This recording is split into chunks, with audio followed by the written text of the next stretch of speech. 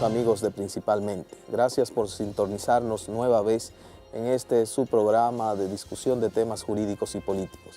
Esta semana nos acompaña el licenciado Pedro Balbuena. Acompáñenos.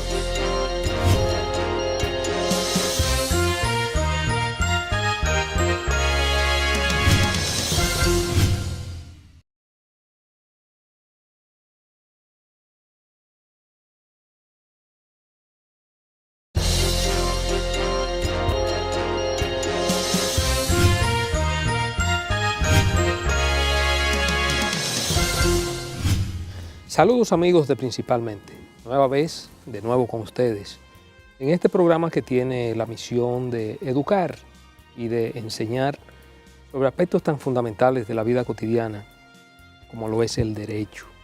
El derecho regula todas las actividades de los seres humanos.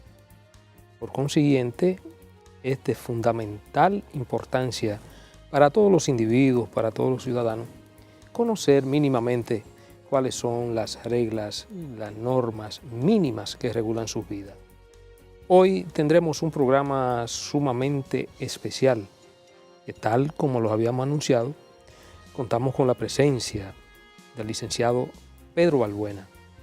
El licenciado Pedro Balbuena es un destacado jurista dominicano que tiene una larga trayectoria en su ejercicio profesional y parte de esa trayectoria profesional la compartió sus funciones como juez de la judicatura. Específicamente, durante varios años ocupó la presidencia de la Corte de Apelación del Departamento Judicial de Puerto Plata y otras funciones importantísimas dentro del ámbito judicial. Pero además, el licenciado Pedro Balbuena, dentro de ese ejercicio como juez, compartió esa actividad con la docencia universitaria. Un destacado académico de las aulas universitarias de República Dominicana, donde impartió y sigue impartiendo materias tan importantes en la formación del abogado como el derecho penal, derecho constitucional, derecho procesal penal. En fin, estamos frente a uno de los abogados que tiene mayor dominio del derecho público en República Dominicana. De manera que para nosotros, principalmente, constituye un verdadero honor contar con la figura de este destacado profesional del derecho de República Dominicana, licenciado Pedro Balbuena. Pedro, bienvenido a Principalmente. Ramón Núñez, Olivo Rodríguez y un servidor.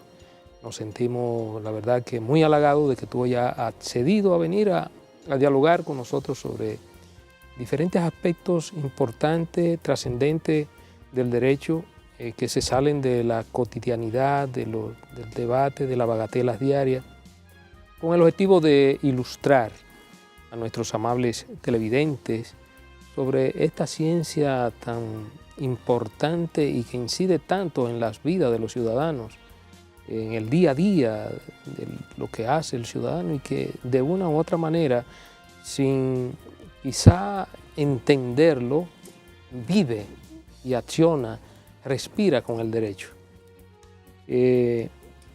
Vamos a hablar, tiene un amplio dominio de las ciencias jurídicas, pero yo creo que hay aspectos importantes que debiéramos abordar y son los que tienen que ver con todo el proceso de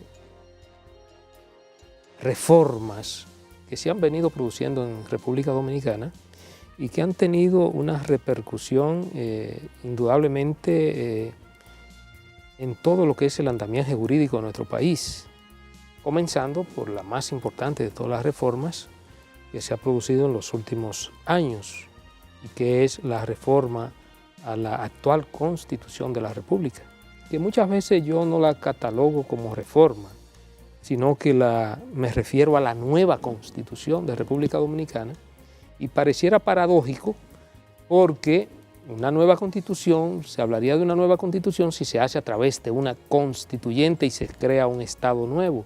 Sin embargo, en República Dominicana se produjo un proceso de reforma constitucional muy sui generis. No se hizo a través de una constituyente, sin embargo, fue un proceso participativo, popular.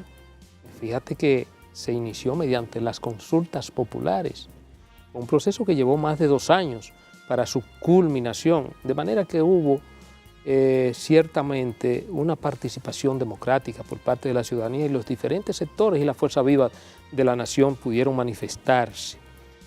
Y finalmente los asambleístas, los legisladores, constituidos en Asamblea Nacional, dieron al traste con lo que es el actual documento jurídico-político, que es la Constitución actual de la República Dominicana.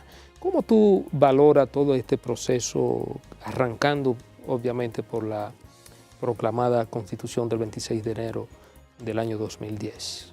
A mí me parece, como lo has mencionado, que se trató de una reforma tan sustancial y tan profunda que de alguna manera podría catalogarse como una nueva Constitución.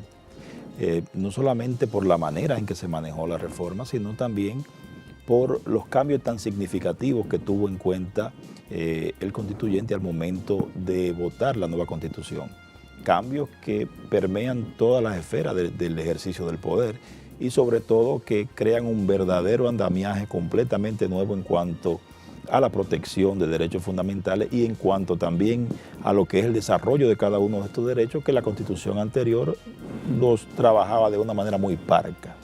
Entonces, la dimensión profundísima de esta reforma constitucional nos trae esta nueva, digamos, visión de los derechos fundamentales y esta nueva visión del Estado que nos permite a nosotros verla como un instrumento completamente nuevo de cara a la realidad que tenemos hoy en día. Hablando precisamente de la Constitución y de lo que implica ese documento nuevo, que implica profundas transformaciones, también este documento ha generado a su vez la necesidad de otras reformas o adecuaciones de una gran parte de la legislación dominicana. Y leyes que lo acompañan, la ley de procedimiento del Tribunal Constitucional y procedimientos constitucionales, hay otras leyes en el ámbito administrativo, de la administración pública, y hay otras reformas en curso. ¿Cómo tú valoras ese impacto de la Constitución en esa otra legislación y la marcha que lleva ese proceso? Desde mucho tiempo antes de la reforma se hablaba del efecto irradiante que tenía la Constitución en las demás normas del ordenamiento jurídico. Sin embargo, digamos que los cambios que en la realidad producía la Constitución antes de esta reforma eran mínimos, digamos, si lo vemos en comparación con lo que nos trae la nueva Constitución. Ese efecto irradiante que tiene la Constitución en todas las demás normas que integra el ordenamiento jurídico se pone mucho más concretamente de manifiesto con la nueva Constitución, porque esta Constitución, a diferencia de la anterior, no solamente reconoce una serie de derechos, muchos de ellos que ya estaban contenidos en convenciones internacionales de los cuales la República Dominicana es signataria, sino que también por primera vez se crean y se establecen mecanismos de protección a esos derechos. Digamos que esta Constitución es una Constitución que tiene garras, que permite que ya puedan gestionarse muchas de esas cuestiones, muchos de esos derechos a través de mecanismos de protección específicos. Ustedes recordarán toda la discusión que hubo en República Dominicana para reconocer la existencia de un derecho de amparo, que no fue sino a través de una jurisprudencia, una sentencia de la Suprema Corte de Justicia, basado en la Convención Americana, que ya había dado traspié, porque habían 2 decisiones anteriores que habían mencionado la existencia de un recurso al que estaba reconocido en la Convención Americana de Derechos Humanos, pero no se había producido a nivel local ningún tipo, digamos, de desarrollo ni legislativo concreto de protección a derechos. Sin embargo, luego de la proclamación de la Constitución, el establecimiento de estos mecanismos junto con las leyes que se implementaron para la protección específica de estos derechos, nos han organizado todo un sistema de protección de derechos fundamentales que nos coloca en un lugar completamente distinto. Esto junto, obviamente, con la necesaria implementación del Tribunal Constitucional, a quien se le otorgan todas las competencias para gestionar la protección a este tipo de derechos. Ya no se habla pura y simplemente de la existencia de un proceso de amparo regulado por una resolución de la Suprema Corte de Justicia, sino que hay un procedimiento específico de protección que nos ha colocado a nosotros a la altura de los países más desarrollados en la materia. Una ley que abarca todo lo que tiene que ver con la protección de derechos fundamentales y regula los procedimientos encaminados a tal fin. No significa esto que hayamos llegado al final del camino, sino que en cuanto a lo que tiene que ver con la estructura jurídica, con el andamiaje procesal necesario para la protección de esos derechos fundamentales, me parece a mí en lo personal que está, digamos, bien esquematizado, bien balanceado, como está con este diálogo que se produce entre la norma constitucional y esta ley orgánica del Tribunal Constitucional que organiza estos procedimientos y las competencias que de modo general tiene esa jurisdicción suprema.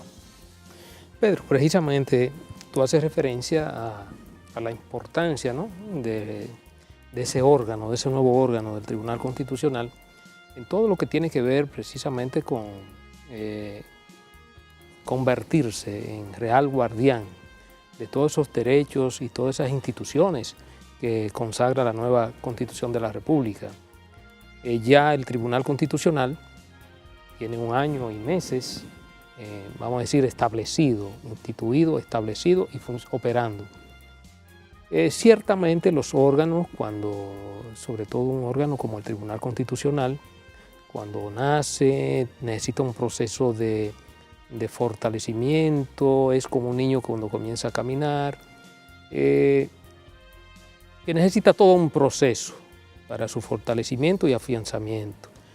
De todas maneras, desde tu punto de vista, ¿cómo tú evalúas ya este año y meses que tiene el Tribunal Constitucional funcionando en República Dominicana y que ciertamente ha evacuado ya unas cuantas decisiones muy importantes que van creando precedentes vinculantes para los demás poderes públicos? ¿Cómo tú evalúas ese desempeño del Tribunal Constitucional en este corto tiempo, ¿no?, que tiene ya funcionando en la República Dominicana? Sí, ciertamente es una etapa muy breve la que ha pasado para un Tribunal Constitucional, para hablar de que digamos que se han ido llenando los vasos que conforman los derechos fundamentales protegidos en la Constitución. Sin embargo, hay indicios muy claros de por dónde va el camino, cuál es el camino que ha ido tomando el Tribunal Constitucional.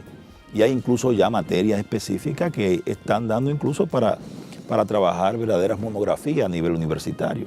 O sea, hay temas específicos que son objeto de grandes discusiones ya entre los juristas en República Dominicana, sobre todo este tema del amparo, que desde la sentencia, desde la temprana 007 del año 2012 ya generó una gran discusión y generó muchos artículos a través de la prensa y de revistas especializadas sobre cuál era la dimensión específica de la acción de amparo, del derecho de amparo.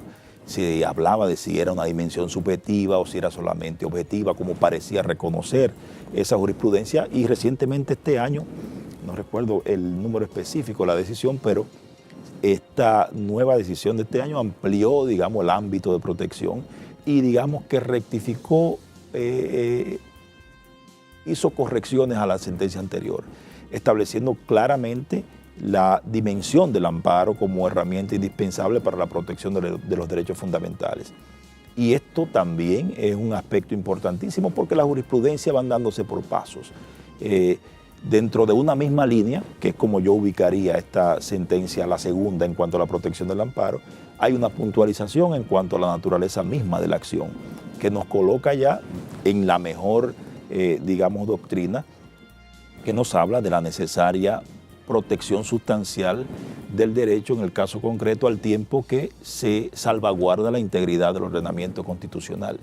Así como en esta materia hay diversos puntos sobre los cuales el Tribunal Constitucional ya ha ido delineando una doctrina jurisprudencial que ha ido produciendo efectos en la práctica.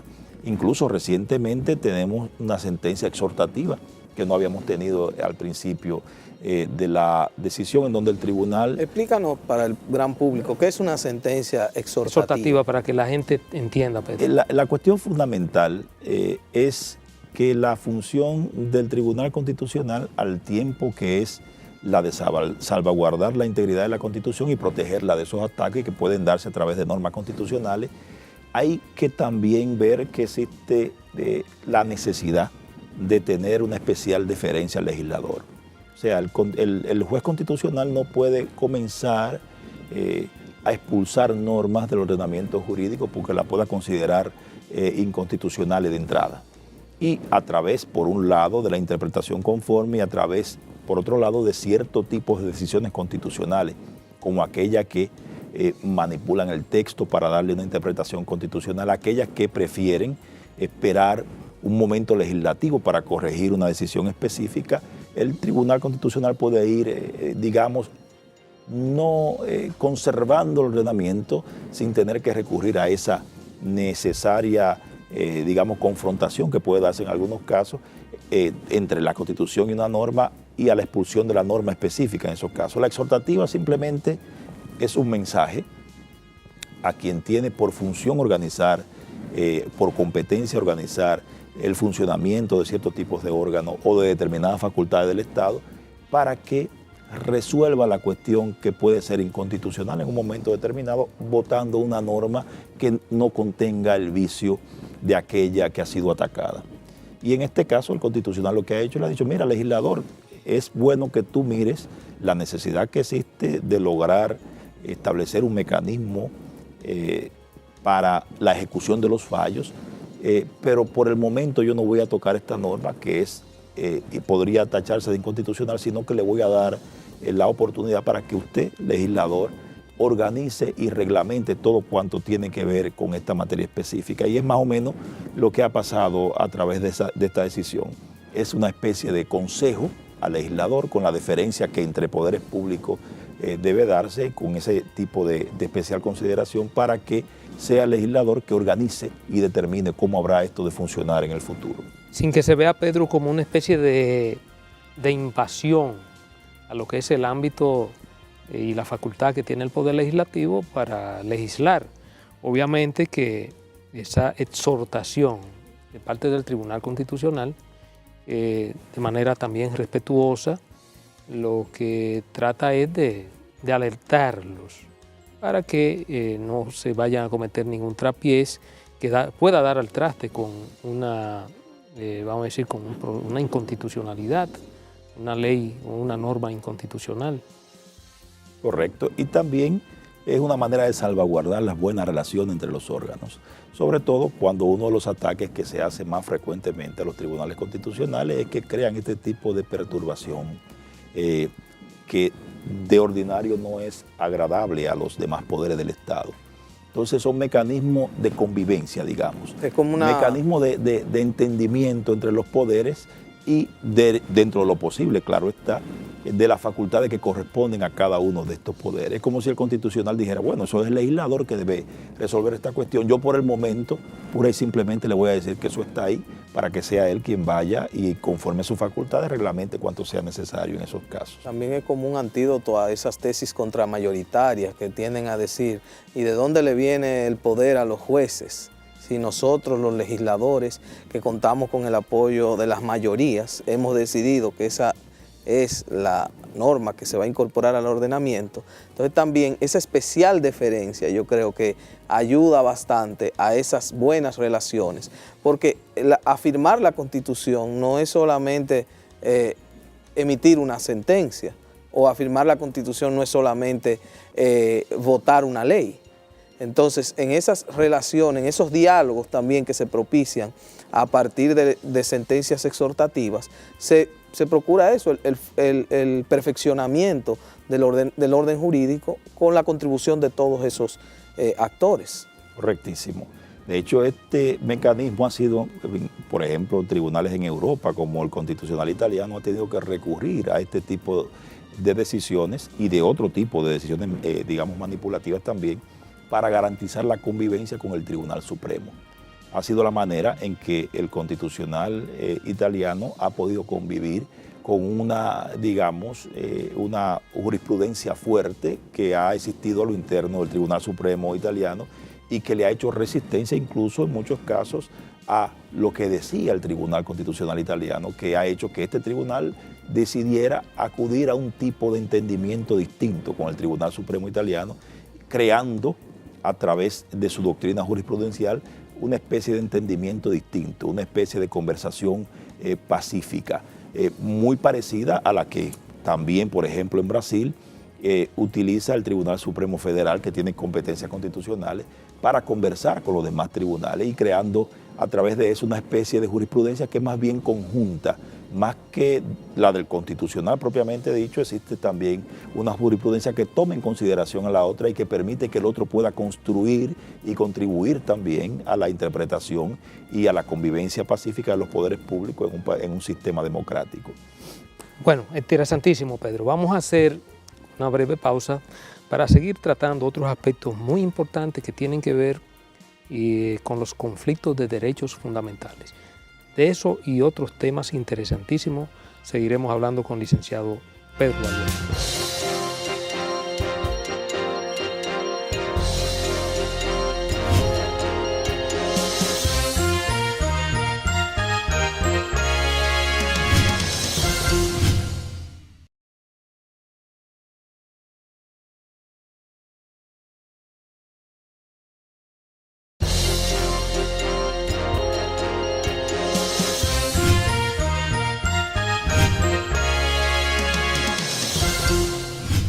Continuamos principalmente con este interesante encuentro conversatorio con el licenciado Pedro Balbuena.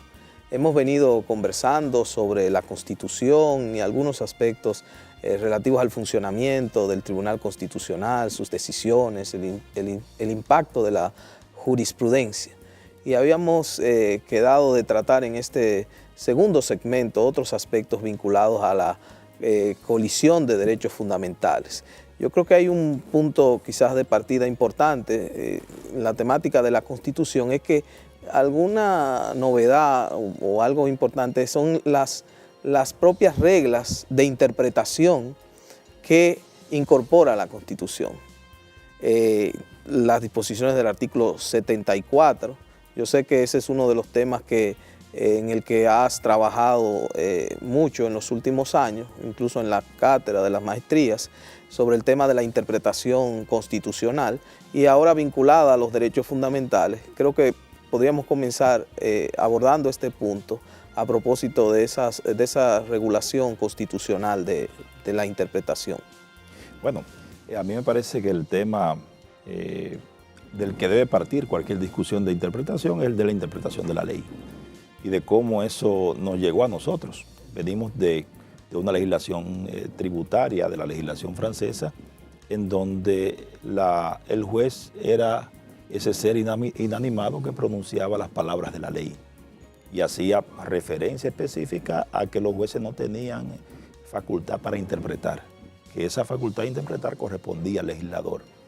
Y eso, digo yo, que de alguna manera implicó un desarrollo tardío entre nosotros del estudio de la interpretación de la ley, sobre todo, y que es una cuestión nueva entre nosotros, porque incluso en las universidades nuestras no enseñan nada que tenga que ver con interpretación de la ley. Entonces, de golpe hemos caído más adelante, hemos caído en el tema de la interpretación constitucional, sin antes, digamos, haber desarrollado y estudiado acabadamente todo el tema de interpretación de la ley.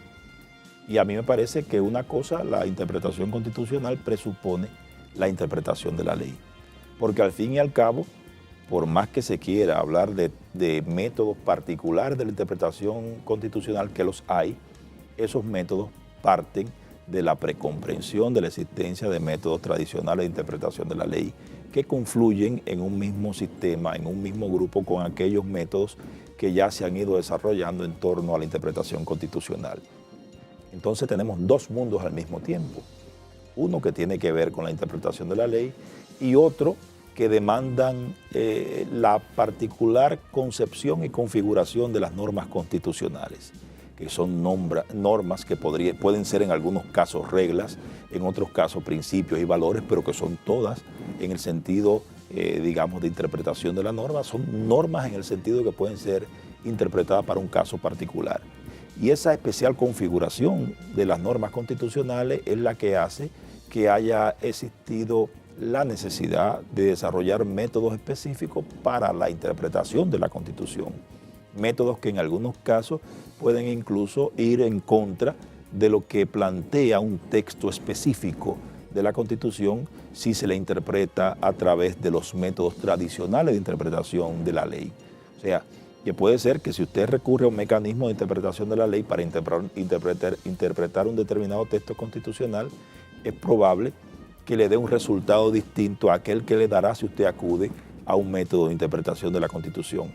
Es un tema amplísimo, inacabado, del que se escribe y no se llega a una conclusión decisiva en torno a la configuración específica de los métodos, como ha ocurrido más acabadamente, más exactamente con la interpretación de la ley, que tiene su propio sistema, que tiene su propio modo de solución de antinomia, que tiene su manera de cubrir lagunas que ya son aceptadas universalmente. Sin embargo, la interpretación de la Constitución nos plantea desafíos completamente distintos que van a determinar en algún caso el resultado de esa interpretación, que van a tener que ver mucho con las circunstancias del caso, que van a tener mucho con las condiciones sociológicas e históricas del país para digamos, llegar a un resultado específico en cuanto a la interpretación de la Constitución.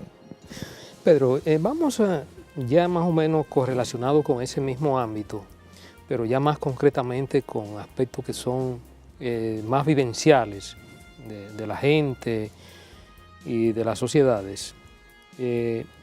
Hay dos derechos fundamentales que en las sociedades modernas, signada por el desarrollo exorbitante de los medios de comunicación en nuestros días, llámese la televisión, la radio, los medios electrónicos, el internet, el Twitter, el Facebook. O sea, este es un mundo súper comunicado, yo diría, el mundo de hoy.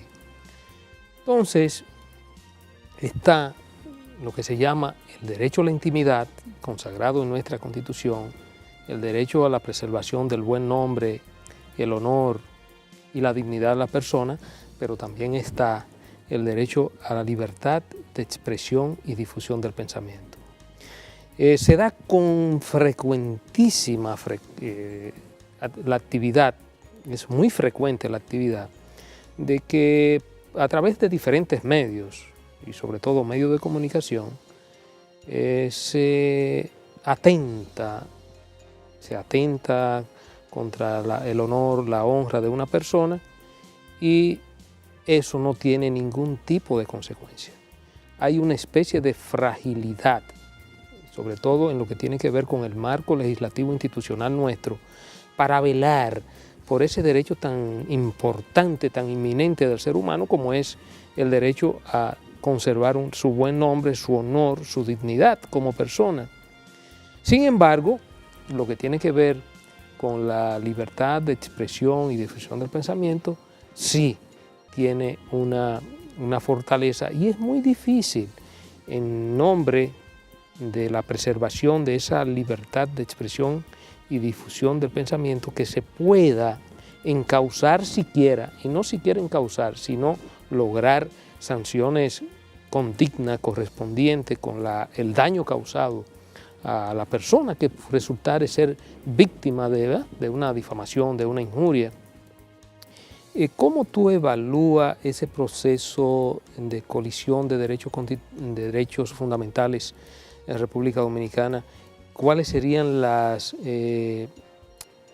los correctivos que en su momento determinado el legislador, el constituyente, el Tribunal Constitucional, los propios tribunales ordinarios del país tendrían que emprender para frenar de una vez por todas con esta situación? La Constitución consagra con igual categoría la protección del derecho al honor como derecho fundamental y el de la libertad de expresión e información. La Constitución no le da jerarquía a ningún derecho fundamental por sobre otro. No hay una jerarquía, todos los derechos fundamentales son iguales. Pero tampoco, por otro lado, la Constitución consagra el derecho al insulto. Hay un derecho a expresar libremente el pensamiento, un derecho a transmitir información, pero no existe contenido en ese derecho el derecho a insultar. por ejemplo, que digamos que es el desborde que ocurre en muchos casos en lo que se puede ponerse en juego la libertad de expresión e información de cara al derecho al honor, por otro lado. La Constitución ha querido que esos derechos se ejerzan en una democracia de manera libre ambos.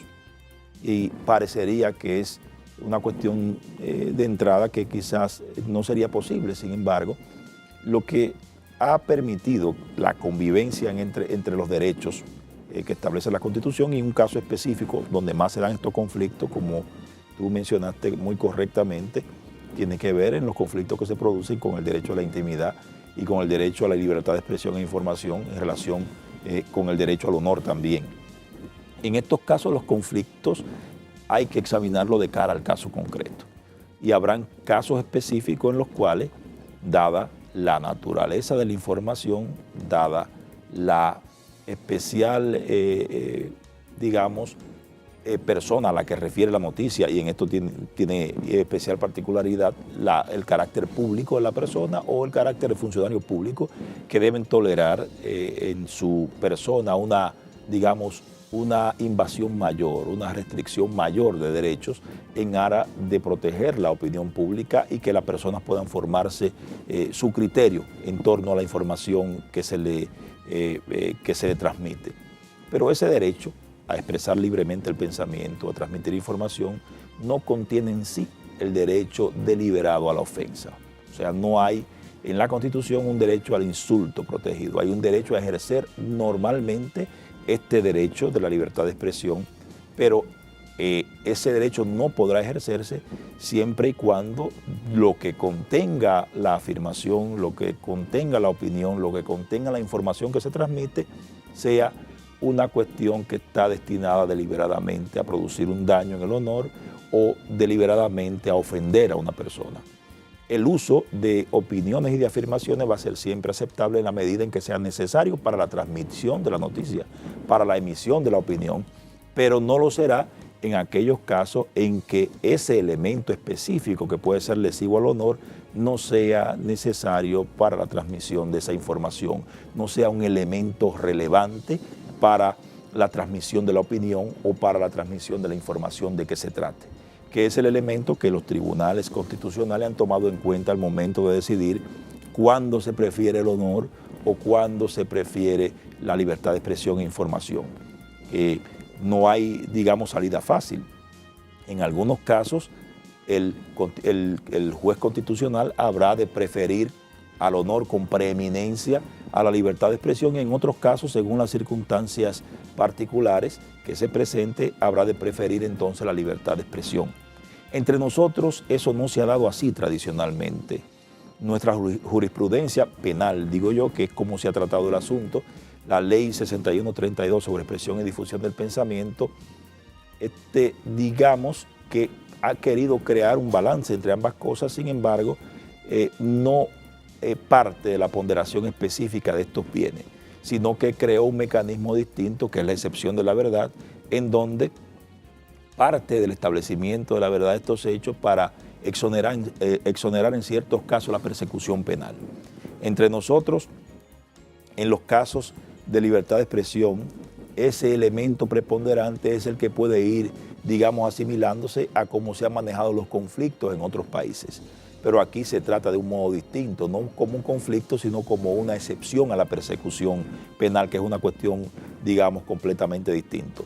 Un asunto importante también es que aquí, por ejemplo, en ocasión de la discusión que se ha dado del Código Penal, se ha hablado de que se ha mantenido los delitos de honor, pero el delito de honor en los países que han decidido extraerlo, sustraerlo de la legislación penal, se refieren específicamente a aquellos delitos de honor que tienen que ver con la libertad de expresión e información, en algunos casos, no el que tenemos nosotros, por ejemplo, en el Código Penal, que nada tiene que ver con eso, que es una cuestión completamente distinta. La difamación e injuria, por ejemplo, del Código, que existe en la mayoría de los países, lo conservan para este ámbito, aunque crean reglas distintas cuando se trata ya de conflictos entre derechos fundamentales. Porque, perdón, cuando entran medios de comunicación, Exacto. Vamos a la ley 6132.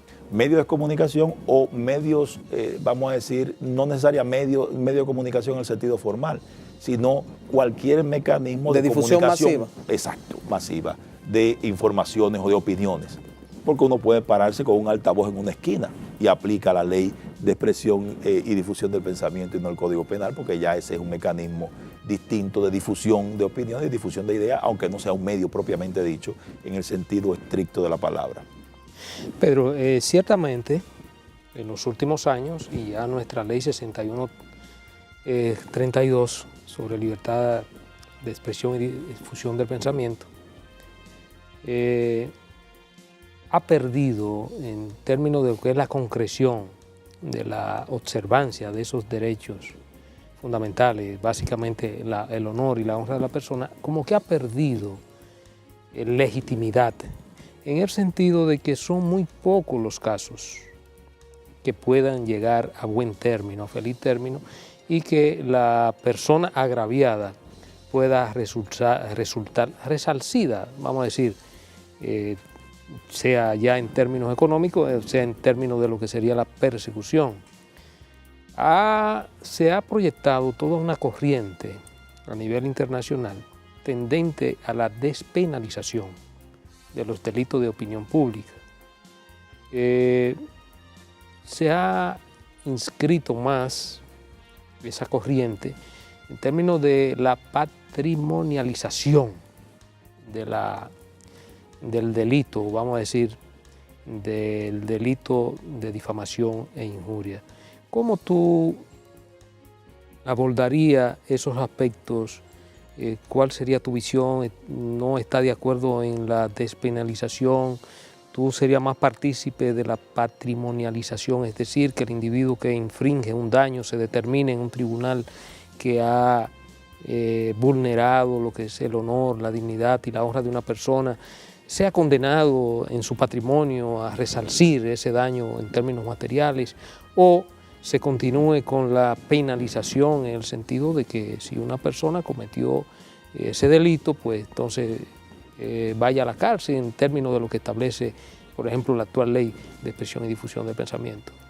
Me parece de entrada que la decisión en torno a si se conserva como delito o no, la cuestión es de pura política criminal del Estado. No existe en sentido general, hasta donde yo sé, ningún tipo de concepción que impida que el derecho al honor se proteja por la vía penal, como también debe protegerse por la vía penal el impedir que alguien exprese libremente su pensamiento, como está incluso establecido en el proyecto de Código Penal que cursa actualmente en las cámaras.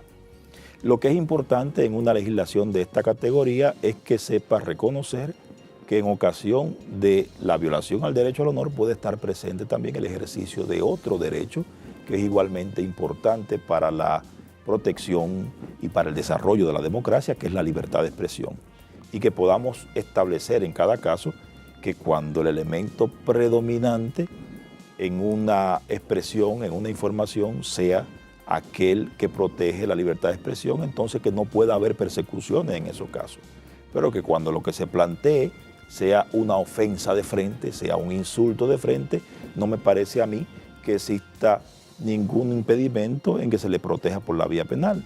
Pues como dije anteriormente, la Constitución no puede proteger un derecho al insulto, no hay un derecho a insultar a nadie, que me parece a mí que debe ser el límite de esta cuestión.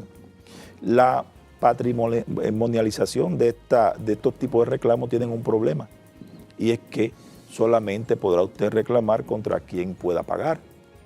Cuando un insolvente podría dedicarse la vida entera a insultarlo y usted simplemente podría demandarlo para conseguir una sentencia que tendría meramente un efecto simbólico. O se podrían utilizar insolventes a esos fines. Exacto, es precisamente de eso de lo que se trata. Es un riesgo entonces, Pedro. Es un riesgo porque va a dejar sin justicia a todas aquellas personas que se han visto lacerado injustificadamente su derecho al honor, que es un valor constitucional digno también de la misma tutela que le corresponde a la libertad de expresión e información, si vamos a mirarlo desde el punto de vista constitucional. Entonces, a mí en lo particular me parece que lo que hay es que establecer las diferencias que existen entre una cosa y otra. y proteger al mismo tiempo el derecho a expresar libremente las ideas, pero también reconocer que existe un derecho al honor que es digno de ser tutelado también por esa vía hasta como se ha hecho ahora. Excelente. Vamos a hacer una breve pausa y continuamos con el licenciado Pedro Balbuena.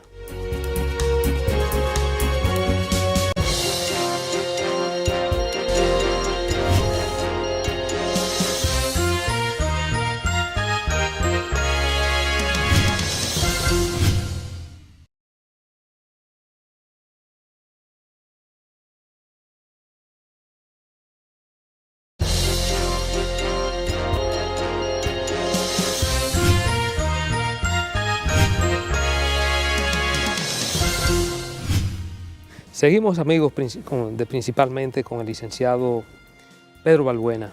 La verdad es que con Pedro uno está, la verdad, llamado a abordar estos temas tan importantes, tan interesantes y que forman parte de la cotidianidad, pero que con la profundidad que Pedro lo aborda, obviamente uno queda satisfecho, y yo sé que todo el público principalmente.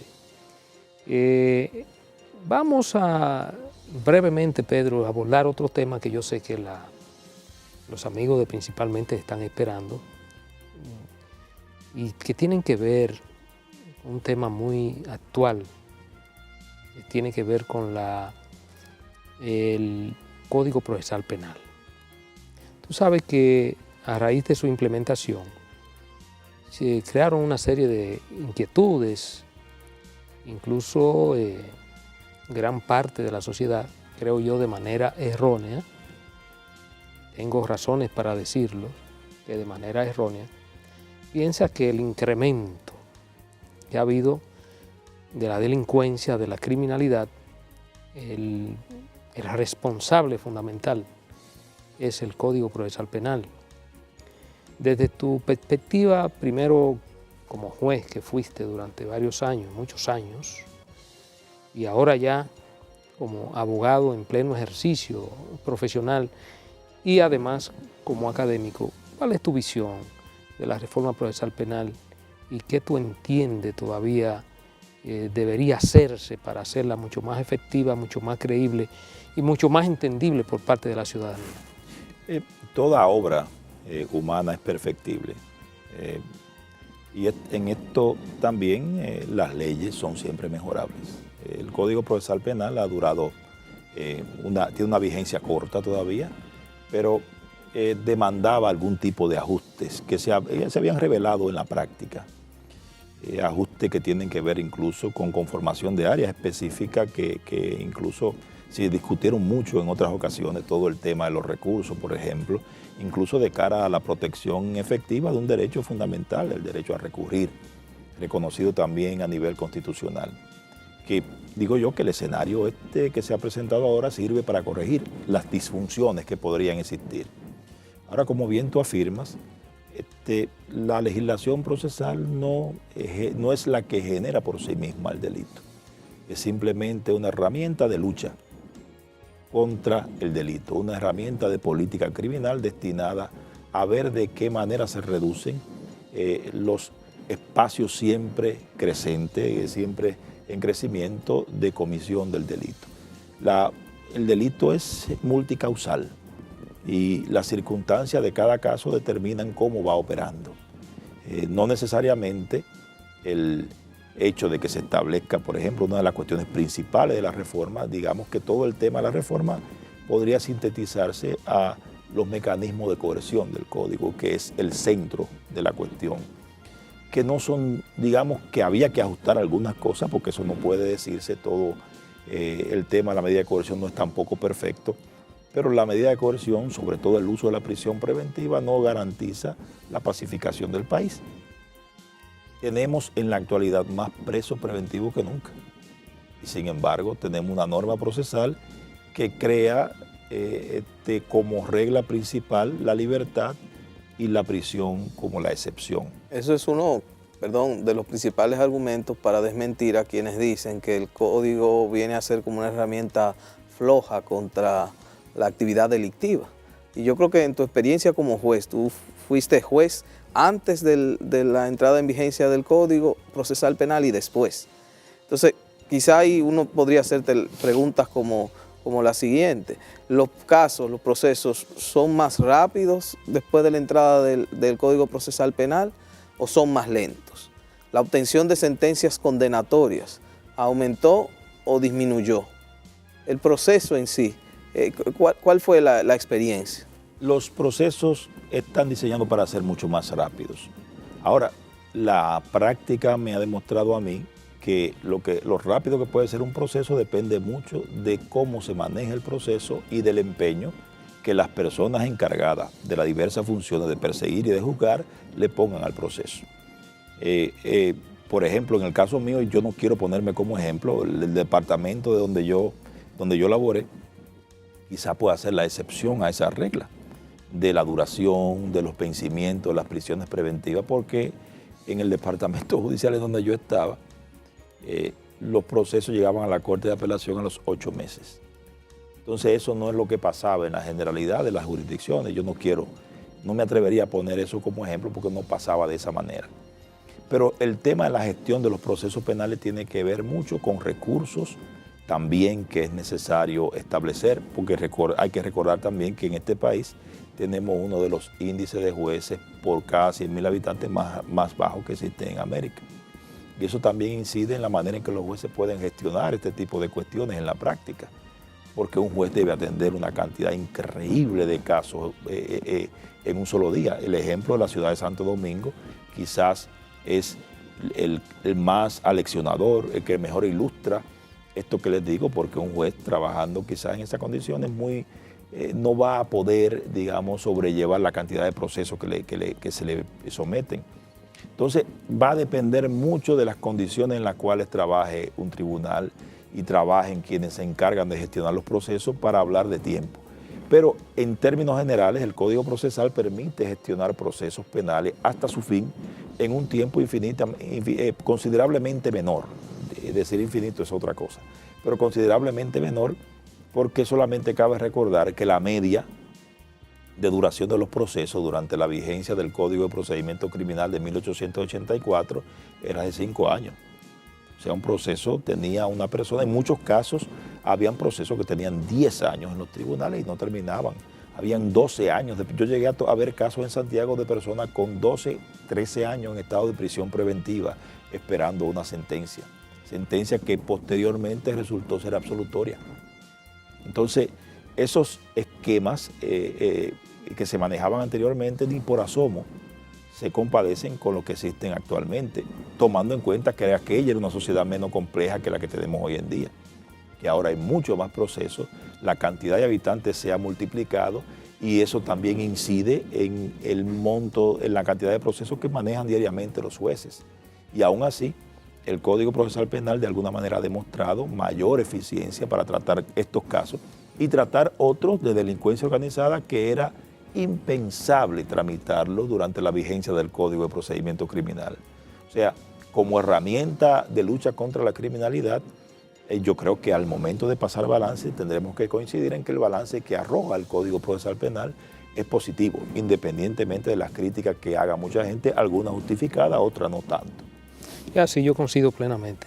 Pedro, vamos a hacer un pequeño salto de la reforma procesal penal, del Código Procesal Penal, y vamos a abordar ya con el tiempo que nos queda, un tema que en los últimos tiempos en República Dominicana ha venido tomando vigencia en razón de que, como lo establece el artículo 85 del Código Procesal Penal, todo ciudadano tiene derecho a querellarse. Esto ha creado una oleada, incluso ya organizada, de personas que se dedican a interponer querellas. A veces, muchas veces, la mayoría de las veces, a veces son querellas sin ningún tipo de fundamento, pero que obviamente producen una lesión contra quien se hacen esos emprendimientos penales. Esto ha hecho que muchas personas se hayan dedicado a indagar sobre la acusación popular desde el punto de vista del derecho comparado, y son muy pocos los países que en la actualidad existen y tienen en su sistema jurídico este asunto del querellante popular. El caso más emblemático es el caso de España, que sí lo tiene, pero ha creado una serie de correctivos tratando de ponerle freno a estas situaciones que en España creó una explosión y eso se convirtió en algo deportivo, en que la gente se querellaba contra alguien, contra cualquiera, sin ningún tipo de responsabilidad, e incluso obligó en España a que se modificara la ley de enjuiciamiento criminal y se creara, se insertara lo que se llama delito contra la administración de justicia. Es decir, eso es para encausar a aquellas personas que emprenden querellas o denuncias falsas. Y eso conlleva hasta prisión en España. Sin embargo, como decíamos en la introducción de esta pregunta, en los últimos años en República Dominicana ya esto también se está haciendo deportivo y no tenemos aún nada que pueda frenar esta situación o por lo menos crear un equilibrio en que si ciertamente usted es un ciudadano y tiene el derecho a querellarse, pero también si resulta que esa querella que usted interpone contra quien fuere resulta una querella sin fundamento, una denuncia falsa, usted no tiene forma de pagar por ese hecho. ¿Cómo tú enfocarías esa situación? ¿Estaríamos abocados en República Dominicana a producir una reforma o por el contrario a regularizar esta situación como lo ha hecho España, que aparte de modificar la ley de enjuiciamiento criminal, también creó una ley donde se establece que el acusador popular o querellante popular, antes de someter su querella o su emprendimiento penal, debe depositar una fianza? Entre nosotros, a la altura que adoptamos el Código Penal francés, lamentablemente no adoptamos una infracción que se creó posteriormente. Se llamaba la denuncia calumniosa. Era precisamente destinada a proteger la persona a quien se le atribuía un hecho de esas acusaciones falaces, mentirosas, que se hacían con el propósito deliberado de perjudicar. Nosotros nunca lo tuvimos. De hecho, por primera vez está en el proyecto de Código Penal esta infracción destinada a proteger al ciudadano también contra la acusación falsa.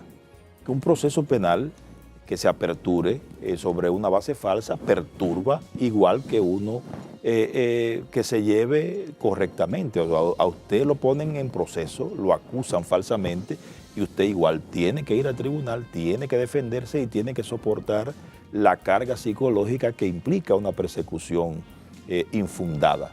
Sobre todo el dolor que significa saberse perseguido injustamente por una infracción que no se cometió. Y me parece a mí que desde ese punto de vista es indispensable crear mecanismos que permitan controlar la manera en que la gente va a acceder a esta apuesta, a este reconocimiento, a esta facultad de poder acusar de manera específica como ciudadano casos de personas en particular. La solución española de alguna manera es una solución que me parece a mí desde ese punto de vista muy atinada para llevar a cabo las correcciones indispensables para que esto pueda funcionar bien.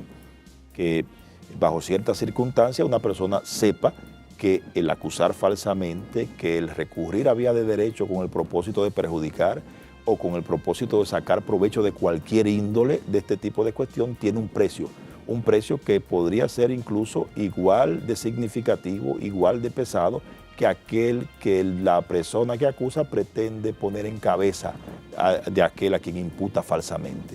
Me parece que es indispensable que establezcamos mecanismos que sirvan para lograr estos fines. Bueno, la verdad es que con Pedro el tiempo vuela y yo sé que los amigos de Principalmente han disfrutado de esta experiencia, de esta vasta experiencia y de la diversidad de conocimiento del licenciado Pedro Balbuena, que espero no sea la primera ni la última que venga aquí a Principalmente.